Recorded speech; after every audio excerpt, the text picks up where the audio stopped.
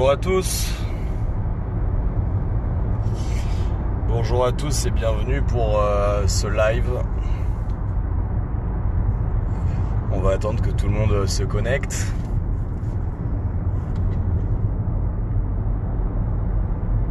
Vous m'entendez parce que je suis sur la route.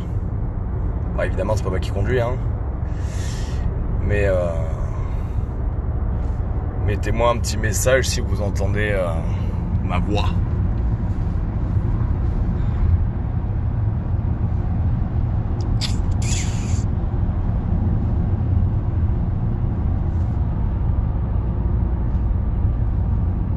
Ok, c'est bien, ça commence à monter. Bon, dimanche soir, petit live prépa mentale, développement personnel sur notre réaction face à la critique. C'est très important parce que quand on va entreprendre de faire des choses, la critique va arriver automatiquement.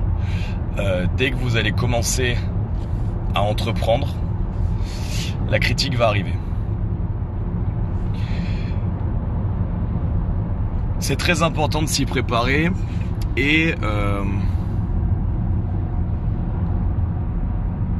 je vais pas vous dire que faut s'en battre les couilles de façon les gens qui me critiquent, ils sont mieux dans mon dos parce que c'est leur place, blablabla. On va pas faire un truc aussi simple sur la critique parce que la critique prend des origines bien plus profondes que ça et il va y avoir des critiques qui peuvent être intéressantes.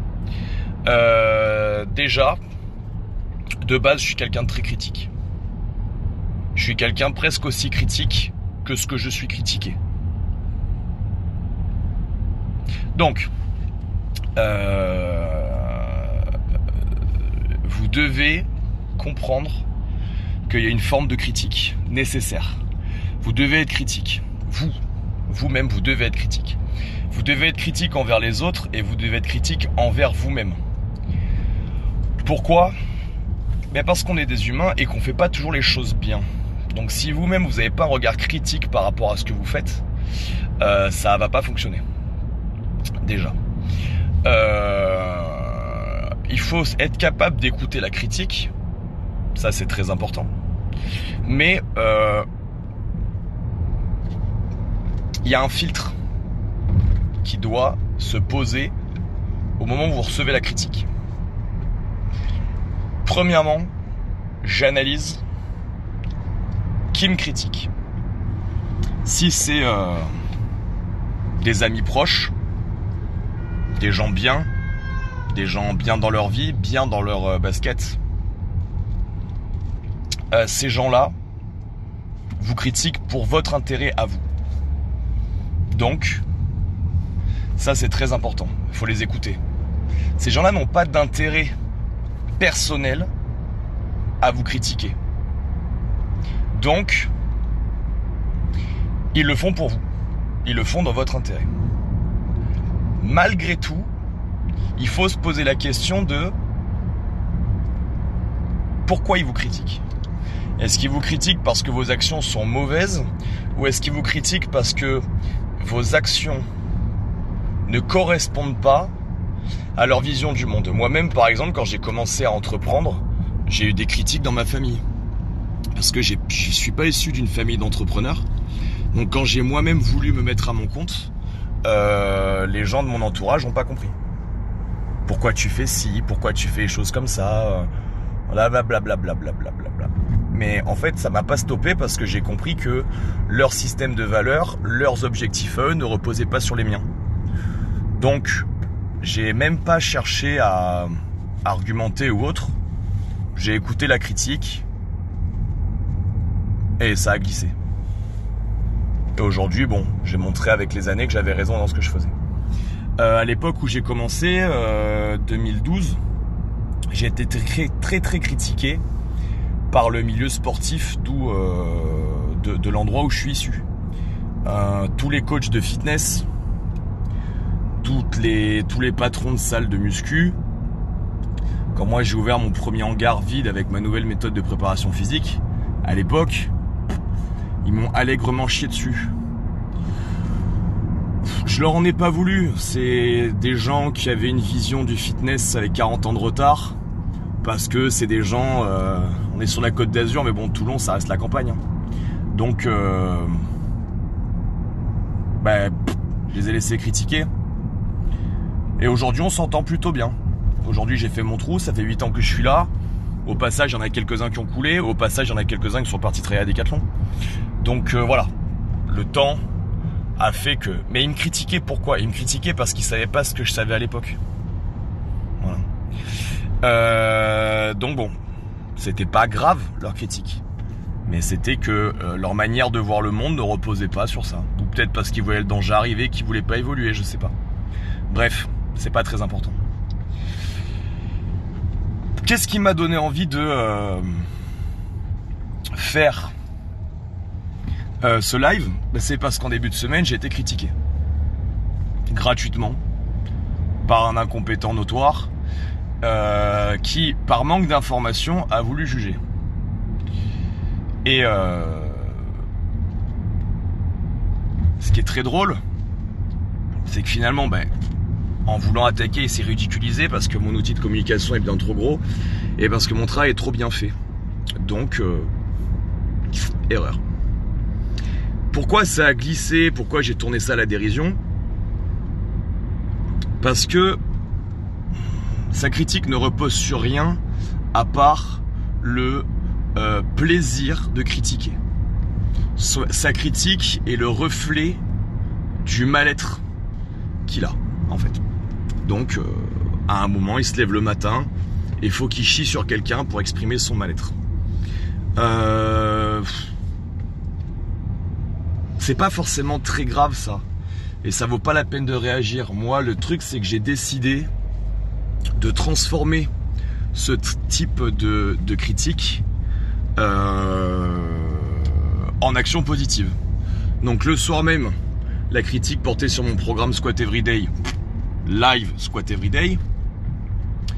Je remercie donc la personne qui m'a critiqué, puisque grâce à lui, cette semaine, j'ai fait un gros chiffre d'affaires. Programmation, certification, pouce bleu, merci à toi mon ami. Et derrière, je me suis dit, mais je pense que tout le monde vit plus ou moins bien ce problème de critique. Donc, je vais les aider à le comprendre et comment en faire quelque chose de positif qui ne les mange pas. Quelque chose qui ne les ronge pas. Lucas, je dois lâcher mon téléphone quand je suis au volant. Toi, t'es tellement con qu'à la fin du live, je vais te bannir. Voilà. Ça te permettra d'arrêter de dire des conneries. Je n'ai pas besoin de followers. Donc, toi, tu vas dégager. Voilà. Donc, pour l'action de supporter la critique ou pas, je vais prendre un exemple très simple d'une fille adorable qui s'appelle Célia. C'est la Gabiani que vous connaissez tous. Célia, par exemple, ne fait pas d'interview, ne fait pas de podcast, elle gère ses réseaux sociaux, sa vie comme elle l'entend, parce que la critique, ça la bouffe grave.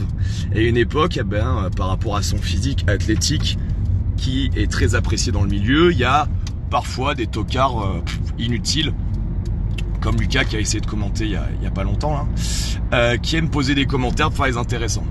Genre, j'aime pas les filles avec des grosses cuisses. Sauf qu'à l'époque, cette fille-là le prenait vraiment personnellement et ça l'a rongé plusieurs jours. Jusqu'au jour où on a discuté ensemble et j'ai essayé de lui expliquer que, en fait, il fallait juste bloquer les gens, comme il va se passer avec Lucas. Les bloquer. Et en fait, en une fraction de seconde, ces gens-là n'existent plus. En fait, ils avaient de l'importance à un moment et en une fraction de seconde, ces gens-là ont disparu. Ça a mis longtemps à ce que ça rentre dans son cerveau, mais une fois qu'elle l'a fait, c'était réglé.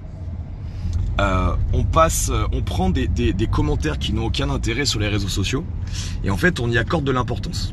Alors qu'en fait il y a un truc magnifique sur les réseaux sociaux qui s'appelle le bannissement. En fait, tu me critiques parce que t'es un loser, donc en une fraction de seconde je te renvoie dans ton monde de loser et je te bloque en fait. Et en une fraction de seconde ta médiocrité disparaît comme ça, de ouf. Et c'est génial parce que grâce à ça, une énergie négative qui dégage. Le plus important à savoir, c'est surtout gérer la bonne ou la mauvaise critique. La bonne critique, faut l'écouter. Il y a des gens dans mon cercle que j'écoute. Des gens qui sont plus hauts que moi, des gens que je respecte et des gens qui ont des choses à m'apprendre. Et ces gens-là, on a souvent des discussions sur comment faire évoluer le travail, comment faire évoluer nos salles, comment faire évoluer nos business, comment faire évoluer nos vies.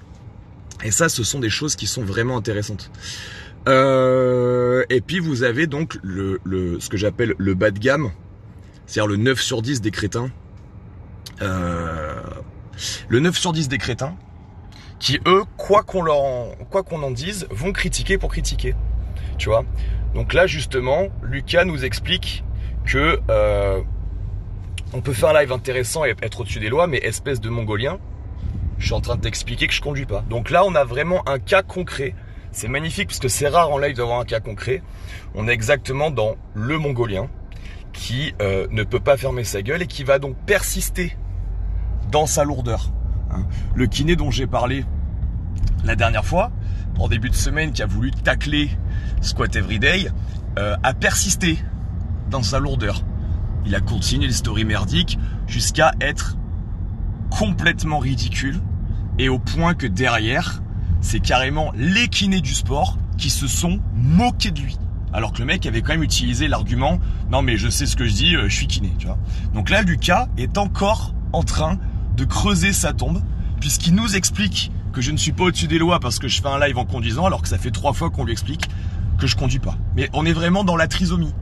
Voilà, on est dans la Mongolie, ce que j'explique souvent dans mes vidéos, le 9 sur 10 de débile profond qui, plutôt que de fermer sa gueule ou de dire « Ah ouais, là je viens de dire une connerie », non, on va persister et prendre son énorme pelle et creuser sa propre tombe. Donc là, ce qui est magnifique, c'est que 244 personnes en live et on a un trou du cul qui vient nous expliquer qu'on peut être con, on peut parler sans avoir rien à dire et en plus, on peut continuer et persister. Donc c'est souvent ce que vous allez avoir avec des gens qui critiquent pour rien, c'est qu'ils critiquent sans argument, ils critiquent toujours la forme, mais pas le fond. Et le meilleur, c'est que vous essayez d'argumenter par A plus B, et le mec va continuer, parce qu'il est teubé, à s'enfoncer lui-même. Ça c'est magnifique, ça c'est incroyable, et ça va être tout le temps. Dès que vous allez faire un truc, ça va arriver. Je vous donne un exemple très simple. Vous êtes un coach sportif. Vous essayez de donner de la rigueur aux gens. Vous essayez de leur donner du mental. Vous essayez de leur donner de la technicité. Les gens vous adorent. Les gens vous adorent. Hein, j'adore ce coach. Qu'est-ce qu'il est exigeant, blabla, blabla, blabla. Et un jour, vous allez les secouer un peu, vous allez les booster un peu plus, et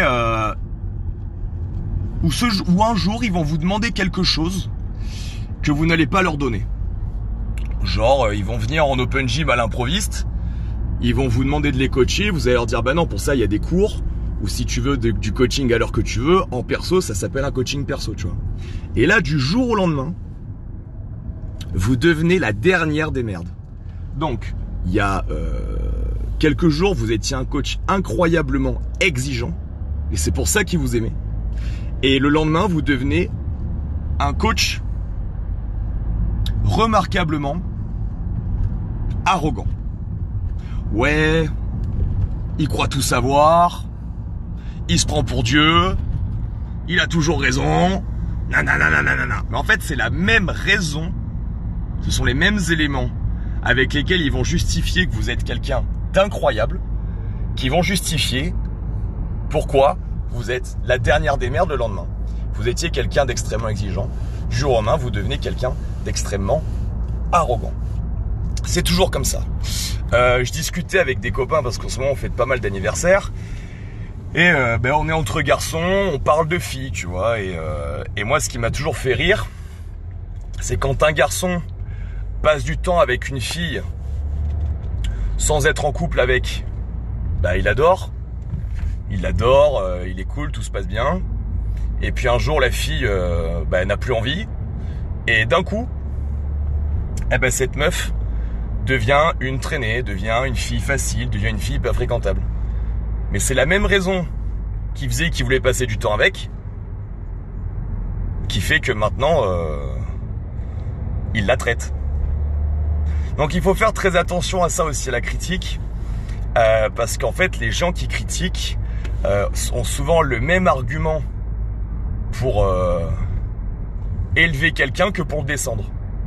Et ça, c'est très intéressant. Ça prouve bien que la critique, elle est vraiment biaisée. Je sais pas si vous voyez ce que je veux dire. Mais si vous, par contre, vous n'avez pas changé de comportement, que vous avez juste affirmé que voilà, vous êtes un coach exigeant et que vous serez discipliné, ou si vous avez accepté que vous vous mettriez pas en couple pendant longtemps, les gens qui vont vous adorer vont vous détester pour la même raison. Est-ce que c'est pour ça que vous devez changer ? Je pense pas. C'est pour ça que moi, ça fait 8 ans que on me dit un coup, une personne me dit que je suis incroyablement exigeant et que c'est pour ça qu'elle kiffe ma méthodologie, et juste après d'autres personnes vont dire non mais lui il se prend pour Dieu, lui il se prend pour un autre, lui il est trop arrogant, je sais pas pour qui il se prend, mais c'est pour ça que je change pas en fait. Je change pas ma manière d'être pour ceux qui me critiquent, parce que c'est la raison pour laquelle les gens aiment ce que je fais en fait. Donc si toi tomber sur quelqu'un d'exigeant, ça te montre en fait à toi que tu n'es qu'une merde sans aucune discipline, et donc ça te dérange et que tu y vois de l'arrogance, en fait c'est un problème que tu dois régler avec toi. Parce que moi, les gens m'aiment pour quelque chose, cette chose-là que tu détestes, mais moi je travaille pour les gens qui m'aiment, je travaille pas pour les gens qui m'aiment pas. Donc je ne vais pas faire les choses pour les gens qui m'aiment pas, je vais les faire pour les gens qui m'aiment. C'est très important que vous compreniez ça. Parce que la critique peut venir de quelque chose pour lequel vous êtes vraiment bon. Vous essayez de donner de la qualité aux gens, ça va plaire à certains, et il y en a qui vont trouver que c'est trop ou que c'est pas comme ça devrait. L'autre principe très important, c'est que les gens qui sont mal dans leur peau critiquent beaucoup parce que ils voient en vous ce qu'ils ne sont pas ou ce qu'ils n'arrivent pas à être. Je l'ai toujours vécu. J'ai commencé à travailler en boîte de nuit, j'avais 17 ans, j'ai bossé là-dedans jusqu'à mes 25. Et par les sports de combat, par ma mentalité, j'ai toujours été bien dans ma peau. J'ai toujours été à l'aise dans mes baskets. Et donc quand je rentrais dans un endroit, j'avais pas encore parlé que je m'étais déjà fait défoncer par la moitié de la salle. Donc il y avait les mecs qui me trouvaient super méga arrogant.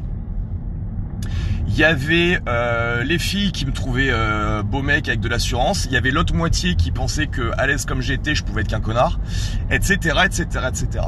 Et je me suis aperçu que la plupart du temps, les gens qui me critiquaient, c'était des gens avec qui j'avais jamais parlé. C'est incroyable. C'est incroyable. Bon, il y a des gens qui m'ont critiqué après m'avoir rencontré, évidemment. Mais beaucoup de gens me voyaient arriver et étaient tellement mal dans leur peau, et moi j'étais tellement bien dans la mienne, que putain, les gens ne supportaient pas ça, et donc je me faisais tailler en morceaux. Non mais t'as vu comme il marche, et l'autre il se prend pour une roulade, et je me faisais défoncer. Donc en fait j'ai tellement pris l'habitude que quand les gens me disent « Guillaume, comment tu fais pour vivre la critique comme ça ?» Et je m'en bats les couilles. Moi je suis entraîné, ça va faire 15 ans qu'à chaque fois que je sors de chez moi, les gens se sentent mal à l'aise en ma présence parce que je suis trop bien dans ma peau, et ce qu'ils leur renvoient qu'ils le sont pas. Et donc je suis surentraîné sur le sujet. Je vous donne un exemple très simple. Il y a des salles en France où t'as pas le droit de te mettre torse nu. T'as des salles de crossfit où t'as pas le droit de te mettre torse nu. Il y a même des salles sur la Côte d'Azur où t'as pas le droit de te mettre torse nu. Alors, chacun fait ce qu'il veut dans son business. C'est pas du tout à moi de critiquer. Mais moi, quelqu'un qui se met torse nu, ça ne m'a jamais dérangé. Pour moi, c'est juste un mec qui a chaud. Et en faisant quelques formations business, j'ai appris que une des raisons pour lesquelles c'était mieux que les gens se mettent pas torse nu à la salle, c'était que ceux qui étaient mal dans leur peau se sentaient pas bien de voir des mecs mieux gaulés qu'eux. Mais moi, ça, dans ma construction cérébrale, je comprends pas. Je comprends pas. Je comprends pas en quoi tu peux... voir quelqu'un qui débâche peut te rendre mal, en fait. Je ne le conçois pas. Mais je dis pas que c'est pas vrai. Je dis que je n'ai pas cette construction-là dans ma tête. Donc dans ma salle, tout le monde se met torse nu. Hein, c'est pas demain la veille que je vais faire une salle où je vais interdire aux gens de se dépoiler. Soyons clairs. Mais il faut savoir que ça existe.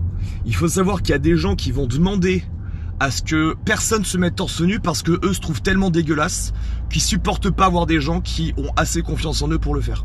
On en est à ce level de Mongolie dans la société. On en est à ce level de conneries. On en est là. C'est la France en 2020. Incroyable quand même. Mais on en est là. Donc, moi par exemple, je me mets très bien dans la tête des gens qui ne connaissent pas le CrossFit et qui viennent ailleurs faire une séance d'essai. Les gonzes, ils arrivent en séance d'essai, forcément pas super fit, forcément avec leurs habitudes de salle de fitness, ils arrivent dans ma salle, il y a que des mecs torse nu. Alors je vais pas vous dire qu'il y a que des mecs gaulés, je vais pas dire ça, mais j'imagine ce qui doit se passer dans leur tête, quoi. J'imagine. Ils doivent se dire, mais qu'est-ce que c'est que cette salle où tous les mecs sont tellement bien dans leur peau qu'ils se mettent tous torse nu? Je comprends pas. Et bah! Mais est-ce que je devrais m'interdire à moi, qui vis très bien les choses? Est-ce que je dois m'interdire à moi qui vis très bien les choses? Est-ce que je dois interdire aux gens de ma salle de se mettre torse nu pour les nouveaux clients qui arrivent qui se sentent à l'aise? Nivellement par le bas. Nivellement par le bas, je vais m'aligner sur les médiocres de la société et sur leurs exigences pour faire les règles de ma salle. C'est d'une connerie absolue. C'est d'une connerie absolue. J'ai eu toutes les critiques du monde sur mon travail, sur moi, sur ma personnalité, sur ma manière de voir les choses. Et systématiquement, depuis 10 ans de réseaux sociaux, à chaque fois qu'on critique moi, on va jamais critiquer ce que je dis. Parce que, évidemment, comme je suis quelqu'un d'intelligent, tout ce que je dis, je l'argumente. Ceux qui m'ont rencontré en stage de coaching, et je sais que vous êtes nombreux derrière le téléphone, vous avez vu que j'argumentais tout ce que je disais, surtout, et j'ai toujours expliqué que j'ai pas d'avis, j'ai que des raisonnements. Moi, je dis pas j'aime ou j'aime pas, je dis ça c'est bien pour telle raison, ça c'est de la merde pour telle raison. Les gens qui me critiquent ne peuvent jamais critiquer le fond de ce que je dis. Le pauvre kiné, en début de semaine, qui a essayé, il a essayé de critiquer le fond. Comme sur le fond, j'ai jamais tort parce que je suis beaucoup trop calé dans mon travail. Le pauvre, il s'est fait pulvériser. Il s'est purement fait pulvériser. Donc évidemment, une fois qu'il s'est fait complètement passer à tabac sur le fond, il a tenté d'attaquer la forme. Oui, moi je suis kiné à l'école, je sors de l'école. Vous pouvez faire confiance à Guillaume Guillou, qui est youtubeur, mécanicien, poissonnier. En fait, tu peux pas tacler le fond, donc tu essaies de partir sur la forme. Donc, conseil, quand les gens vous critiquent et qu'ils peuvent pas critiquer le fond, leur besoin de critiquer est tellement énorme, qu'ils vont critiquer la forme. Oui, non mais en fait c'est pas qu'il a tort, c'est qu'il faudrait pas qu'il le dise comme ça. Ferme ta gueule. Ferme ta gueule. Qui es-tu, toi, pour me dire comment je devrais dire les choses? Même mon père, il me dit pas comment je devrais faire les choses dans ma vie, et c'est toi qui vas m'expliquer la vie. C'est toi qui vas m'expliquer. Je vais devoir donc, si j'ai bien compris, aligner mes actions avec ce que toi tu as envie. Mais tu es qui en fait? Pauvre merde. Tu es qui toi? Donc ça c'est un truc que je vous conseille aussi. Quand on vous attaque, réfléchissez, soyez vraiment honnête. Est-ce que sur le fond, la personne n'a pas un peu raison? C'est important, on en fait tous des erreurs. Moi le premier. Mais si sur le fond j'ai pas tort, est-ce que ce qui dérange pas la personne, c'est la forme? Est-ce que la forme dont je lui parle ne lui renvoie pas une forme de confiance en moi que j'ai, que la personne n'a pas? Ou est-ce que je n'utilise pas des manières de faire qui choquent cette personne, mais pour des raisons qui sont totalement personnelles? C'est très important que vous fassiez ça. Moi, souvent, je me remets en question. Les gens ne le pensent pas, mais bon, si je me remettais pas en question, croyez-moi que je serais pas devenu aussi gros. Croyez-moi que je suivrais pas 3 formations en même temps, tout le temps. Je me remets tous les jours, tous les soirs de me coucher, je me remets en question. J'ai fait de la préparation mentale, j'ai découvert plein de choses dans ma tête que j'ai essayé d'améliorer, que j'améliore tous les jours, etc., etc. Donc oui, je me remets en question. Mais ce qui fait que j'écoute pas les critiques, c'est que j'ai une analyse vraiment objective de la critique. Si vous critiquez mon travail, je vais réfléchir à comment je fais mon travail. La critique en début de semaine portait sur le fait que faire des squats tous les jours pieds nus à des gens pouvait les blesser. C'est faux. Toutes les études en posturologie et toutes les études en kinésithérapie ont prouvé que plus vous faites des choses pieds nus, et peu importe ce que vous faites, mieux c'est. Bon, alors il a peut-être critiqué le fait de faire des squats tous les jours. Faux. C'est ce que j'ai expliqué à distinction de 1 RM du jour et pas de 1 RM. Cassé. On critique quoi d'autre? On critique le fait que ça soit moi qui le passe. Oui, actuellement je suis le coach de CrossFit le plus formé en France. Voilà. J'ai pas le level 3 en CrossFit parce que je m'en bats les couilles complètement. Avec tout le respect que j'ai pour CrossFit, j'ai fait des choses, je pense, plus intéressantes que ça. En termes de formation, de voyage, de rencontres. Donc, non, tu peux pas aussi tacler ça. Ah, on peut tacler le fait de faire squatter lourd pieds nus des gens qui n'ont pas la technique au squat. Erreur. Chaque fois que vous voulez faire ce programme, vous devez passer en consultation avec moi pour me montrer comment vous faites vos squats. Et je vous donne le renforcement musculaire pour pas que vous vous blessiez, je vous corrige techniquement. Ouais. Donc la critique sur mon travail, elle était zéro. Elle était éclatée d'entrée par tous les angles parce que je fais trop bien mon travail. Donc quand il a réussi à se vautrer une première fois sur l'aspect fond de mon travail, il a tenté de partir sur la forme et là c'est terminé.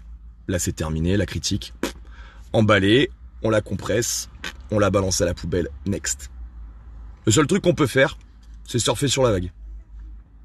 Donc j'ai pris une jolie critique, derrière je fais 2 lives, et voilà, on vient de battre le record, là 245 personnes en direct en même temps, on est à plus de 200 de moyenne.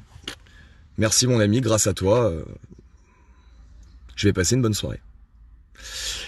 C'est très important parce que vous serez toujours critiqué. Vous pouvez être critiqué dans votre vie personnelle par l'ex de votre mec, qui va vous trouver trop grande, qui va vous trouver trop petite, qui va vous trouver trop brune, qui va vous trouver trop sûr de vous, qui va vous trouver trop extraverti, bla bla bla bla bla. Ce qui la dérange surtout, c'est que vous êtes la nouvelle meuf de son mec. C'est surtout ça le problème de fond.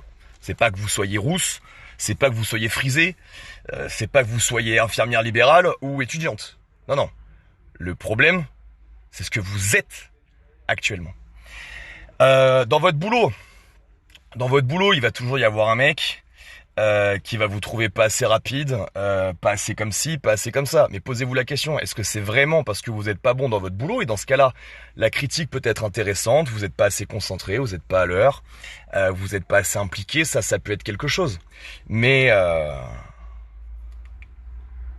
est-ce que c'est pas parce qu'il veut votre poste? Est-ce que c'est pas parce que vous l'avez eu plus facilement? Est-ce que c'est pas parce que vous êtes mieux payé? Est-ce que c'est pas parce que vous avez vos congés et que lui l'a pas? Est-ce que c'est pas parce que vous faites mieux votre travail que lui?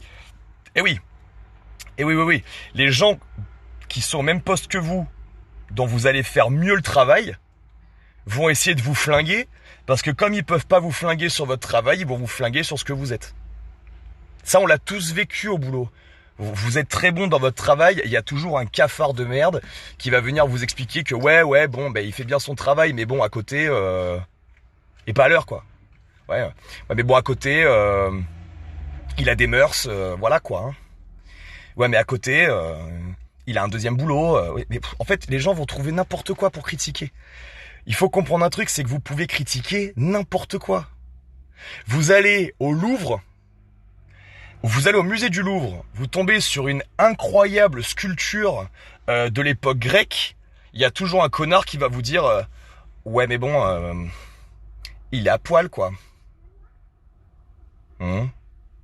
Et donc, vous prenez cette personne et vous l'emmenez voir, je sais pas, une peinture incroyable comme le Sacre de Napoléon par David, une peinture qui fait 12 mètres sur 6, un truc incroyable où tu peux rester assis pendant 1 heure. Si tu peux trouver ça absolument remarquable d'avoir peint ça, et tu vas toujours tomber sur un connard qui va dire ouais, mais bon, c'est pas une représentation fidèle, c'est une représentation fictive, et puis de toute façon, Napoléon c'est un esclavagiste, quoi.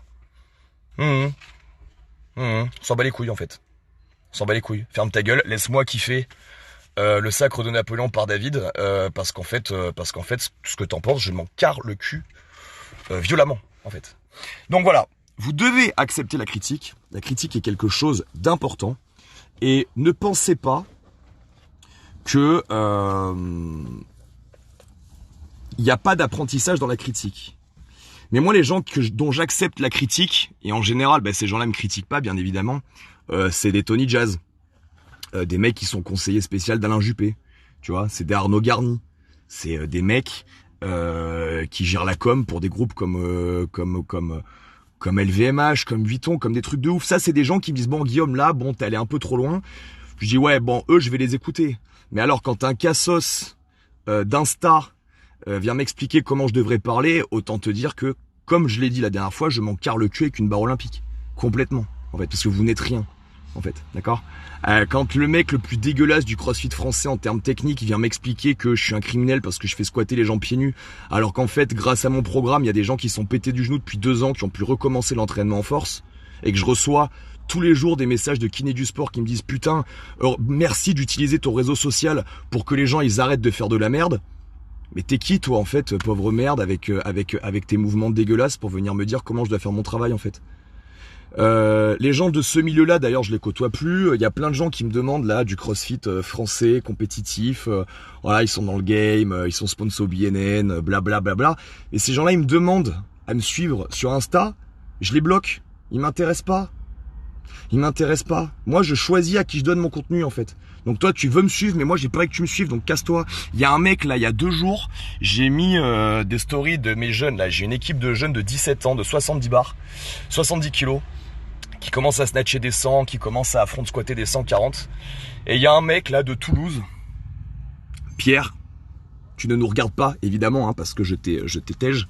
Pierre, parce qu'il boxe dans une boxe un peu grosse à Toulouse, s'est permis de m'expliquer que c'était dommage que mon jeune il ait mis une ceinture pour faire un PR au clean. Sauf qu'en fait mon jeune de 17 ans à 70 kg de poids de corps, il a ses barres en fait. Il a ses barres. Donc si moi je décide que pour une tentative de PR au clean il peut mettre sa ceinture, t'es qui, pauvre merde, qui sort du BP il y a 2 ans là, pour venir me dire que je dois pas lui laisser mettre une ceinture en fait. T'es qui en fait? À quel moment, toi, tu t'es cru mon égal en termes de compétences, en termes de formation, en termes d'expérience, pour venir me dire dommage qu'ils mettent une ceinture à 17 ans? Bam! Donc en plus je suis cool, je lui réponds. Je lui explique pourquoi. Je dis non mais mec, en fait t'as pas le droit de me parler comme ça. J'accepte pas qu'un mec aussi bas que toi dans le game vienne me donner le moindre conseil sur ma manière de coacher. Donc désolé mais je t'exclus. Merci, au revoir. Terminado. Je vous conseille de faire ça.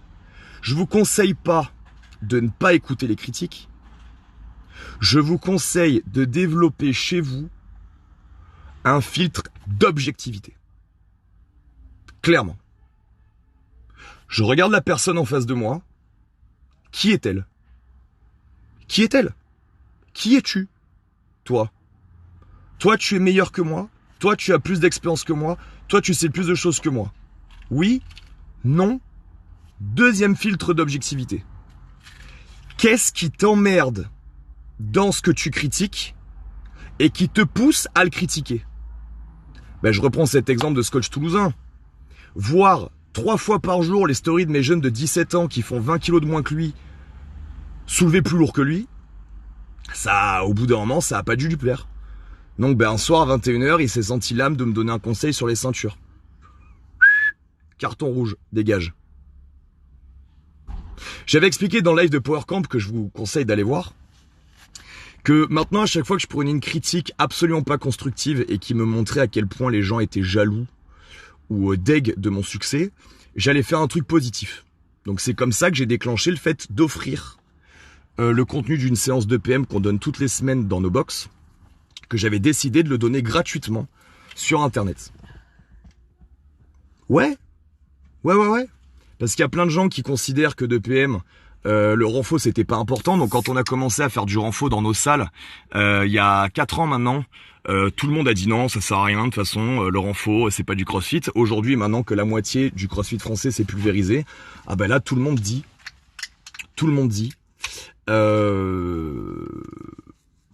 faut faire du renfo. Sauf qu'il y a 4 ans qu'on dit aux gens de le faire. Et donc, je sais plus pour quelle raison un jour j'ai pris une critique de merde. Donc j'ai décidé de donner du mouvement, de donner de la science, de donner de la connaissance gratuitement. Voilà. Et je continue. Vous voyez, il y a quelqu'un qui a tenté de me tacler il y a pas longtemps. Donc toute la semaine j'ai donné du contenu de qualité. Je vous ai fait un petit post tout à l'heure au sujet du conditionnement mental, de comment aborder le développement de la force, ce genre de choses. Je vous ai fait un live sur le pourquoi du comment du squat everyday pendant 1 heure. Anecdote, et celle-là elle va vous plaire. Vous êtes 254, asseyez-vous. Avec tout ce remue-ménage, ou ce remue-manège, Olivier Bollier, préparateur physique de l'équipe de France de ski, entre autres, où la plupart des gens le sucent un peu pour faire un live avec lui parce que c'est une référence. Lui, ça fait 2 fois qu'il m'écrit alors que je l'ai jamais contacté. Et le 28, on va faire un live avec lui. Il veut faire un live avec moi. Je le connais pas, je me suis jamais permis de le contacter. Il m'a écrit cette semaine. Et il serait honoré de faire un live avec moi. Alors on va faire un live avec Olivier Bollier. Vous allez pouvoir lui poser toutes vos questions. Et on va éviter de faire comme tout le monde, lui poser la question de oui, c'est quoi pour toi la meilleure manière de développer la force? Oui, on s'en bat les couilles. On va faire un live où Olivier Bollier va nous parler de lui, de son parcours, de sa passion, de toutes ces choses. Et ça, c'est un kiff. Vous voyez, ça va tellement loin quand on donne du positif aux gens, ça va tellement loin que l'univers, il vous en renvoie. Vous voyez, moi, j'ai rien demandé et j'ai le meilleur préparateur physique de France, préparateur physique de toutes les équipes de sport alpin, qui va faire un live avec moi. C'est quand même pas incroyable la vie. C'est quand même pas incroyable. Et ce kiné qui sort de l'école et qui se démembre à chaque fois qu'il soulève une barre, même s'il soulève très lourd, est-ce que lui, il souhaitait vraiment, en me taclant en début de semaine, me donner cette fenêtre et cette reconnaissance? Je ne pense pas. Donc, merci la vie, puisque voilà où on en est. Oui, très intéressant de partir avec d'autres disciplines. D'ailleurs, posez vos questions. Mais posez vos questions plutôt sur ce qui guide, ce qui motive, pas sur le développement de la force. Ça, vous avez des bouquins, vous avez 20 000 trucs sur YouTube, ça m'intéresse pas. Ce mec-là a fait 20 000 vidéos, podcasts, explications. Donc ne lui posez pas des questions que tout le monde pose. On va lui montrer que ma communauté est beaucoup plus intéressante que celle des autres. Et on va éviter de faire juste une table autour du développement de la force parce que en vrai, il y a autre chose à travailler. Donc voilà, petite clé pour la critique.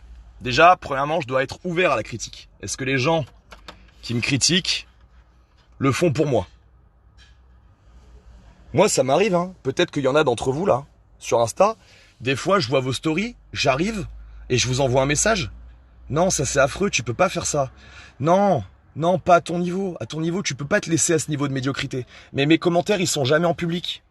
Moi, je contacte toujours les gens en privé. C'est dans leur intérêt à eux. T'es un bon gars. Je pense à un gars que j'ai vu en drop-in hier, là, il est venu une semaine. Air parisienne. Bon mec, super bon mec. Il a une page super intéressante. Mais par contre, des fois, dans ces moments d'altéro, il est pas propre. Donc, on a des discussions. En perso, je lui dis, Romain, avec ton niveau de pratique, tu peux pas te permettre de bouger comme ça. Et je le contacte en privé, je vais pas lui casser les jambes devant tout le monde parce que ça n'a pas d'intérêt, c'est pour lui. Et il m'écoute et on discute. Parce que la critique, elle peut aider les gens. Et je suis critique, je suis comme ça. Mais moi, vous comprenez bien que quand je vous envoie un MP pour vous driver, c'est pour vous que je le fais. Moi, ça m'apporte rien. Je me fais pas ma pub avec vos MP puisqu'ils sont personnels, ces messages. Donc c'est vraiment pour vous. Par contre, un mec qui va faire une story pour utiliser son réseau social pour me chier dessus, lui, il essaie de se faire de la com sur mon compte. Problème, c'est que dans mon boulot, je suis beaucoup trop bon. Donc peut-être que c'est juste parce que je suis trop bon et que ça lui renvoie sa médiocrité. Et donc, il a besoin de critiquer. Eh ben, dans ce cas-là, je m'en mets pas en question. D'accord? Donc attention. Vous devez pas sortir de ce live en se disant ouais, tu sais toutes ces phrases de merde là que les meufs elles mettent sous des posts Insta là. Elles sont à poil en train de montrer leur cul et d'un coup elles sortent une phrase improbable sur ouais, la critique, nique sa mère. Non, la critique pas nique sa mère. La critique elle peut avoir un intérêt, mais par contre la critique, pourquoi? Alex Sola, qui est là, vice-champion du monde de MMA, amateur, magnifique. Il était à ma boxe cette semaine. Je l'ai vu faire du sac, je suis allé le voir. On a parlé un peu de sa manière de faire du sac. Gentiment. Ce mec, c'est une machine de guerre. Je suis pas allé le voir en disant ouais, le fait qu'il tape dans mon sac, ça me fait rien. Au contraire, s'il s'éclate, c'est un copain en plus, donc il s'était les bienvenus. Je suis allé critiquer une méthode qu'il utilise pour lui. Et résultat, maintenant, on est super copains. Et voilà, c'est du win-win, c'est du gagnant-gagnant. Quand on partage des connaissances, on n'en perd pas. Si je te donne 20 balles, je les ai plus. Si je te donne de la connaissance, moi je l'ai toujours. Donc ce genre de critique-là, elle aide tout le monde. Et c'est très bien. Vous devez l'accepter, vous devez vous remettre en question. C'est pas le problème, d'accord? C'est pas un live sur le fait que ouais, nique sa mère la critique, on se remet pas en question. C'est pas ça que je dis. Je dis juste qu'il y a un gros groupe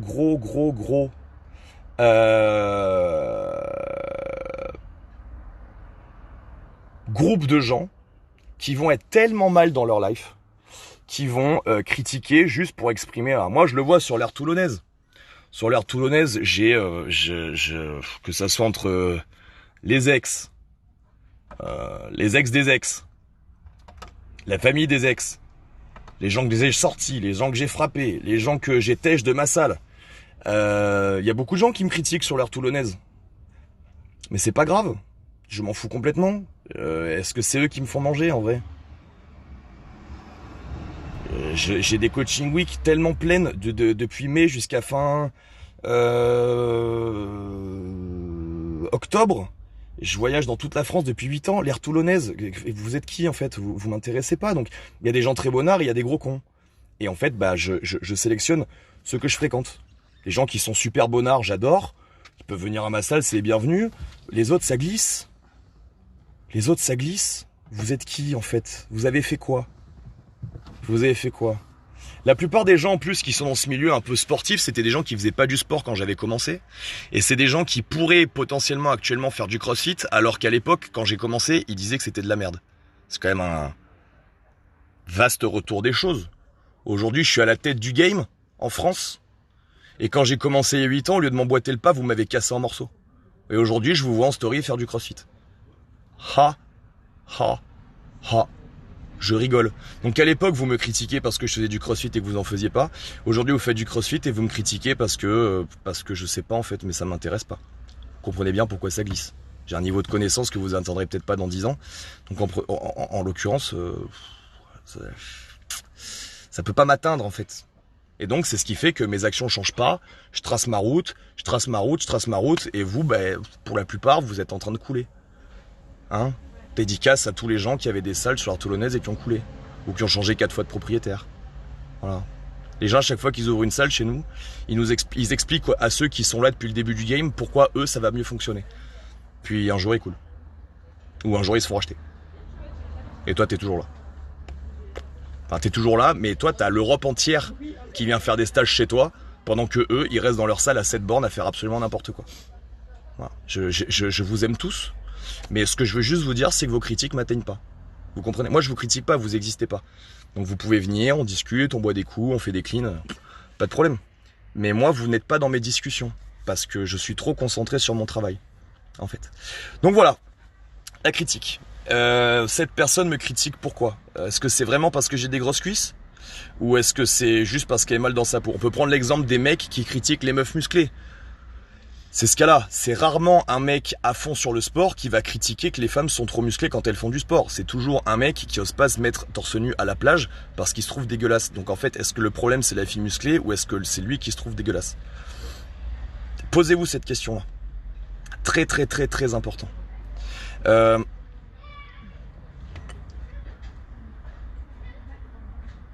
Est-ce que vous avez des questions, les amis? Posez-les, parce que c'est le moment. Un truc que vous pouvez faire qui va beaucoup vous aider à sortir de ce cercle-là, c'est de la prépa mentale. Consultez. Si vous voyez que la critique vous défonce, si vous voyez que vous n'arrivez pas à être objectif avec vous-même et qu'à chaque fois quelqu'un va vous faire la moindre remarque, ça vous écorche. Cette phrase, il y a une phrase qu'on m'avait sortie qui m'a beaucoup interpellé, c'est quelqu'un qui m'a dit « Ce qui vous effleure m'écorche ».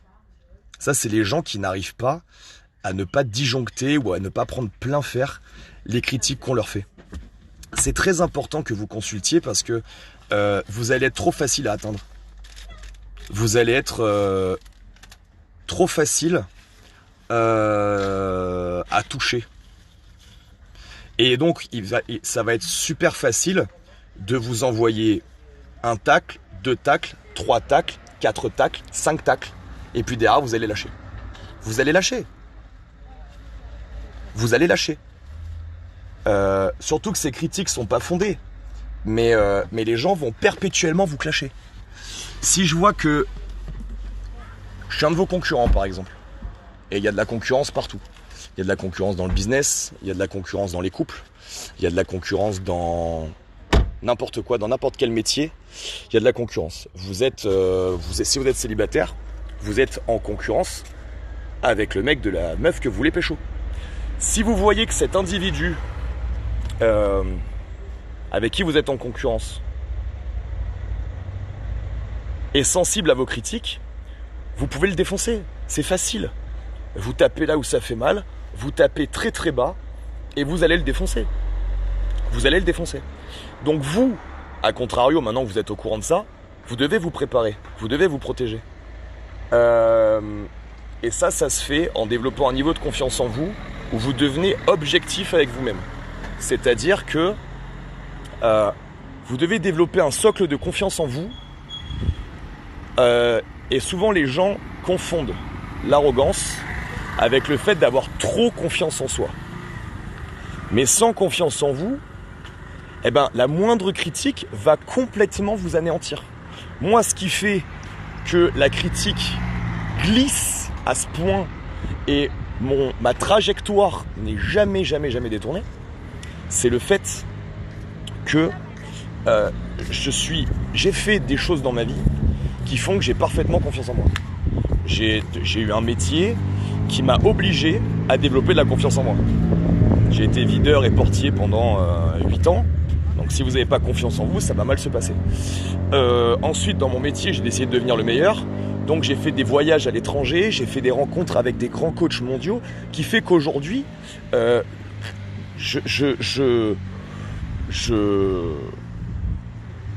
n'accepte pas que certaines personnes me critiquent. En fait, j'ai besoin que les gens en face aient un minimum de level pour me critiquer. Sinon, c'est que de la pure jalousie. Je fais une coupure. Voilà, ça c'est la liberté, ça. Ouais.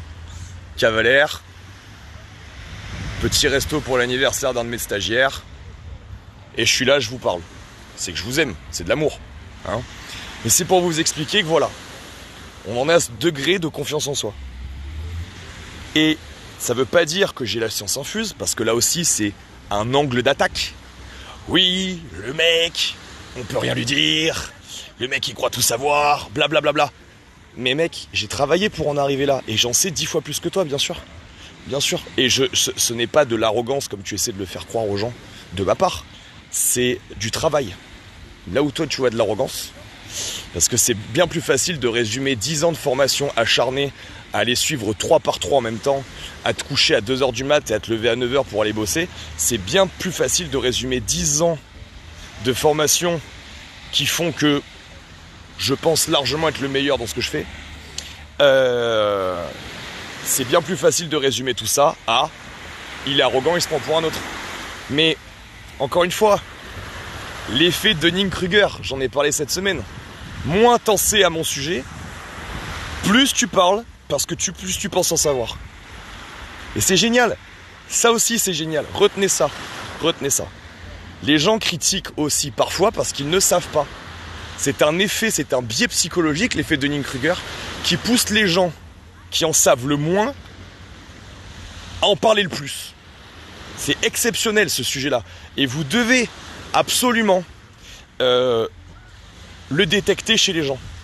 Vous devez vous en rendre compte. Vous devez voir l'incompétence chez la personne qui vous critique alors que vous êtes 10 fois plus compétent que cette personne.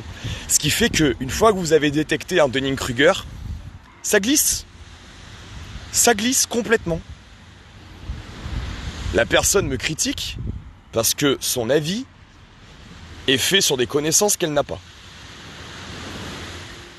Magnifique. Magnifique. Dans ce cas-là, ce qu'elle me dit, je m'en bats les couilles. Autre chose, et ça je remercie Rémi Imbeau de Millésime, entrepreneur à succès sur Bordeaux, qui a plusieurs salles de CrossFit, qui m'a sorti une phrase cette semaine qui m'a fait beaucoup rire. C'était la règle des 5. Alors je vous explique ce que c'est la règle des 5. La règle des 5, c'est dans 5 ans, ça n'aura pas d'importance. Donc ça ne mérite pas que tu t'y attardes et que ça t'énerve plus de 5 secondes. J'ai adoré cette phrase. J'ai adoré cette phrase. La critique que j'ai eue cette semaine, elle sera où dans 5 ans en termes d'importance? Nulle part. Donc ça glisse. J'ai juste par contre eu l'intelligence de faire un contre-buzz. C'est-à-dire que sur le buzz qu'il a tenté, j'ai utilisé ce buzz pour buzzer dessus et pouvoir montrer à ma communauté à quel point je suis calé dans mon domaine et à quel point je sais ce que je fais. Magnifique. Magnifique. Merci la vie. Cette capacité à transformer la merde qu'on vous envoie en énergie positive, c'est quelque chose que je me suis promis au cours d'une séance de préparation mentale. Et c'est ce qui fait qu'à partir du moment où vous me rentrez dedans, de manière injustifiée, mon premier réflexe est de vouloir vous égorger, mais ça j'ai plus trop le droit là, j'ai pris 5 ans de mise à l'épreuve donc je peux plus trop le faire. Mon deuxième réflexe, c'est d'en créer quelque chose de positif. Quelque chose de positif à l'heure actuelle dans ma vie, c'est quelque chose qui donne de la connaissance aux gens et qui peut rapporter une richesse, qu'elle soit intellectuelle ou financière. Donc, une fois que j'ai analysé de manière factuelle la critique qu'on m'a portée, évidemment au bout de quelques minutes, l'agressivité de la testostérone est redescendue. Là, mon cerveau commence à connecter. Qu'est-ce que je vais pouvoir faire de ce qui vient de m'être envoyé négativement pour en sortir une richesse intellectuelle ou financière? Eh ben, vous avez eu la démonstration cette semaine. Vous ne saviez pas que j'avais des connaissances peut-être en développement personnel et en préparation mentale, mais pendant le confinement, j'ai fait de la formation et j'ai développé la compétence là-dedans. Vous ne saviez peut-être pas que je faisais un squat everyday intelligent et réfléchi, mais grâce à cette personne, cette semaine, vous le savez. Donc, un conseil, petit exercice que vous pourriez faire, regardez les dernières critiques que vous avez eues, qui viennent de collègues professionnels, qui viennent d'un entourage, qui viennent de quelqu'un avec qui vous êtes en concurrence dans la vie. Et écrivez sur un papier cette critique et faites 2 colonnes. La première colonne, c'est qu'est-ce qui fait que cette critique est fondée? Et la deuxième colonne, qu'est-ce qui a dérangé cette personne chez elle, dans son fort à elle, pour qu'elle me critique?